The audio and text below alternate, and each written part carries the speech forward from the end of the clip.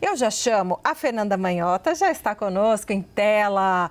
Uma boa tarde para você, Fernanda, que chega agora ao 360. Sabe que sempre é um prazer começar aí a semana contigo. E eu já te pergunto o seguinte, sobre essa notícia, né, que a Mariana Jean Giacomo nos traz, a gente tem que entender que essa negativa do governo de Joe Biden, democrata, acontece em meio a um momento de corrida, né, de eleição presidencial em que qualquer movimento pode ser usado nessa disputa eleitoral. Conta um pouco desse contexto, então, e dessa preocupação em desmentir a história do jornal. Perfeito, Débora. Boa tarde a você, ao Yuri, a todos que nos assistem. Sempre um prazer estar aqui, começar com vocês mais uma semana.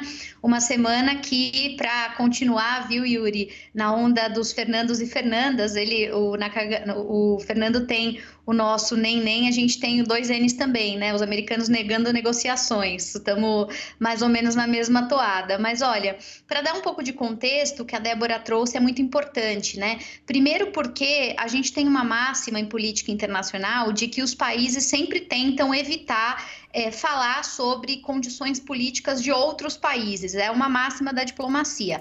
A gente sabe que aos poucos isso está ficando cada vez mais difícil, né? Aos poucos os países têm demonstrado as suas afinidades, os governos demonstram suas preferências, ficou muito complicado manter a lógica de Estado no mundo tão polarizado, então, vez ou outra, a gente até consegue mapear o que efetivamente interessa mais a um governo ou a outro, mas a boa prática da diplomacia pede que a autonomia das instituições, né, a própria autodeterminação se mantenham como perspectivas constantes. Os americanos, então, estão jogando dentro das linhas que são as linhas tradicionais da diplomacia.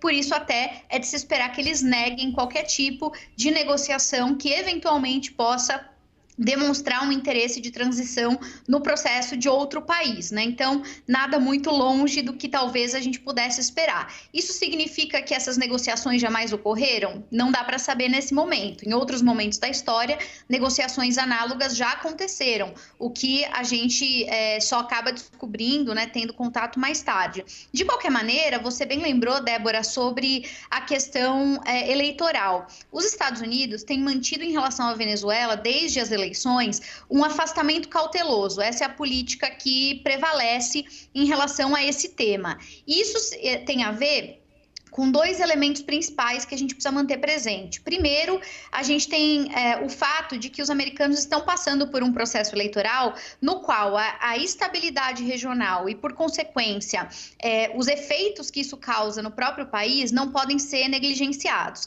A gente tem no top 3 da pauta eleitoral desse ano para a eleição presidencial americana a questão da imigração. A gente sabe que a instabilidade na Venezuela é um dos fatores que empurra ondas migratórias no sentido dos Estados Unidos, então a fronteira sul dos Estados Unidos acaba sendo afetada por isso, e os americanos estão, portanto, muito cuidadosos em relação a movimentos que podem reverberar de maneira negativa para a sua própria candidata, né, a candidata da situação, da Kamala Harris, que é a Kamala Harris, do governo Biden, e que, portanto, eles têm que administrar com muito zelo a comunicação e o tipo de efeito que essa comunicação vai ter. É claro que os americanos, desde o início desse processo, têm sido críticos à Venezuela, têm falado muito duramente contra o regime Maduro, demonstraram o seu interesse e a disposição em manter um laço mais estreito com a oposição. É claro que também a gente conhece, desde os acordos de Barbados, as cobranças e pressões que foram impostas, todo o legado Guaidó.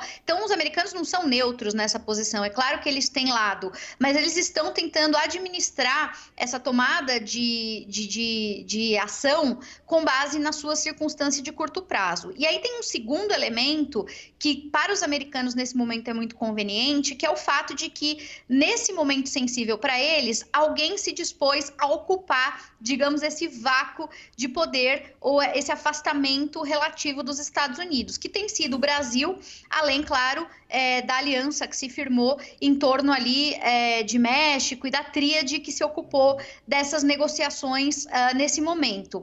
Os americanos, como um diplomata me disse recentemente, estão deixando o trabalho sujo, digamos assim, para esses países que têm interesses regionais no Cone Sul muito importantes. Então, no final do dia, os americanos acompanham de perto, com cuidado, com zelo, com vistas ao resultado eleitoral e para não piorar a situação imigratória, que para eles é um calcanhar de Aquiles, e eles delegam a outros países que estão numa posição um pouco mais privilegiada nesse momento a responsabilidade de administrar esse diálogo e de endereçar aquilo que também interessa aos Estados Unidos por meio dessa negociação. Então, vejo essa triangulação, inclusive, servindo para beneficiar, de certa maneira, os Estados Unidos, coisa que também não é novidade. Em outros momentos da nossa história, o Brasil já ocupou posição relevante, fazendo a função de uma espécie de líder subregional, Débora.